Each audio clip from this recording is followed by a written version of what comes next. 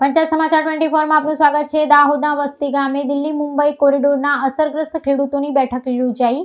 Advocate Anandbhai Yagnik રહ્યા ઉપસ્થિત। દાહોદ જિલ્લાના વસ્તી ગામે દિલ્હી મુંબઈ કોરિડોર પ્રોજેક્ટથી પ્રભાવિત 14 ગામોના અસરગ્રસ્ત ખેડૂતોની એક મહત્વપૂર્ણ જાહેર બેઠક યોજવામાં આવી હતી।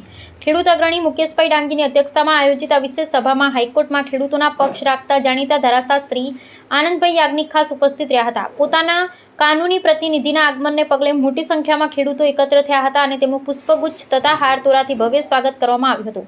દિલ્હી મુંબઈ કોરિડોર તેમજ અન્ય માળખાગત પરિયોજના માટે સંપાદિત થતી જમીનોના મુદ્દે ખેડૂતોમાં ભારે અસંતોષ પ્રવર્તી રહ્યો છે। આદિવાસી ખેડૂતોના મૂળભૂત અધિકારોનું રક્ષણ થાય, જમીનના બદલામાં યોગ્ય સ્થાને જમીન ફાળવવામાં આવે અને બજાર ભાવ મુજબ વ્યાજબી વળતર મળે તેવી પડતર માંગણીઓને લઈ નામદાર ગુજરાત હાઈકોર્ટમાં એક જાહેર હિતની અરજી પિટિશન દાખલ કરવામાં આવી છે। આ કાનૂની લડત હવે તેના અંતિમ અને નિર્ણાયક તબક્કામાં પહોંચી હોવાથી વકીલ આનંદભાઈ યાજ્ઞિક ખેડૂતો સાથે સીધો સંવાદ સાધવા અને ભવિષ્યની વ્યૂહરચના ઘડવા માટે રૂબરૂ મુલાકાતે આવ્યા હતા। બેઠક દરમિયાન એડવોકેટ યાજ્ઞિકે ઉપસ્થિત ખેડૂત સમુદાયને હાઈકોર્ટમાં ચાલી રહેલી કાનૂની પ્રક્રિયાની વર્તમાન સ્થિતિ અને અદાલતી કાર્યવાહીના સંભવિત પરિણામો વિશે વિસ્તૃત માહિતી પૂરી પાડી હતી।